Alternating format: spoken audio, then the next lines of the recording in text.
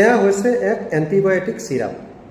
Antibiotic চিৰাপটো আপুনি ডক্টৰৰ পৰা লোৱাৰ পিছত ইয়াক আপুনি ফ্ৰিজত ষ্ট'ৰ কৰি ৰাখিব আৰু আমি মিনিমাম 3 to 7 ডেইজৰ ভিতৰত যদি ইউজ হৈ গ'ল নহ'লে ইয়াক আমি পেলাই দিব লাগে।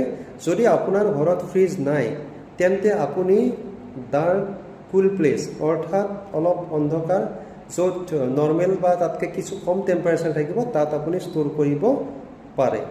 এতিয়া আমি মূল কথালৈ যে এণ্টিবায়'টিক আপুনি ডাক্তৰৰ পৰামৰ্শ নোহোৱাকৈ নোখোৱাব।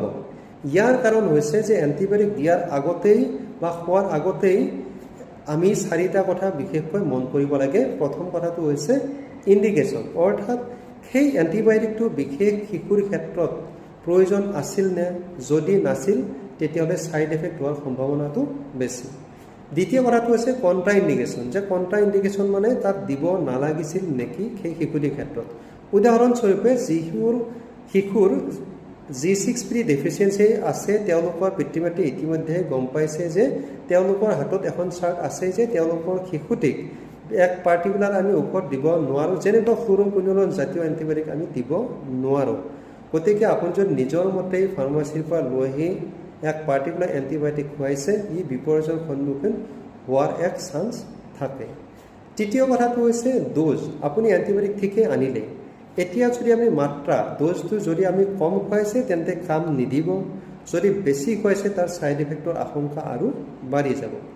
4 নম্বৰ পইণ্ট হৈছে ডিউৰেশ্যন। আৰু এণ্টিবায়'টিকটো আপুনি কিমান দিনলৈ দিব, যে তাৰ এক সঠিক পৰিমাণো কিন্তু আপুনি জানিব লাগিব। কাৰণ একেটা এণ্টিবায়'টিক আমি একেটা বেমাৰতে নহয়, বিভিন্ন বেমাৰত ব্যৱহাৰ হয়, বিভিন্ন বেমাৰত তাৰ ড'জ বেলেগ হয় আৰু বিভিন্ন বেমাৰত তাৰ ডিউৰেশ্যনো বেলেগ হয়। এই কথা 4টা কথাৰ প্ৰতি লক্ষ্য কৰিহে এজন ডাক্তৰে এটি শিশুক বা এজন মানুহক, এজন ৰোগীক এটা এণ্টিবায়'টিক এডভাইচ কৰে।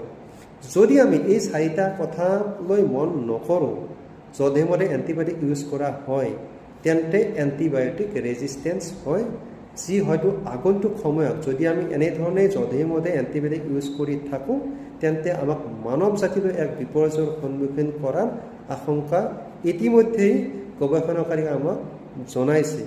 গতিকে মই হাতযোৰ কৰি অনুৰোধ কৰিছোঁ যে ঘৰত নিত্য নিমিত্তে লগা যিবোৰ মেডিচিন আছে আপোনালোকে ষ্ট'ৰ কৰি লওক, সেই বিষয়ে ডক্টৰৰ পৰা জানি লওক, কিন্তু অনুগ্ৰহ কৰি এই এণ্টিবায়'টিক জাতীয় চিৰাপ বা টেবলেটসমূহ নিজৰ মতে কেতিয়াও নোখোৱাব। Thank U.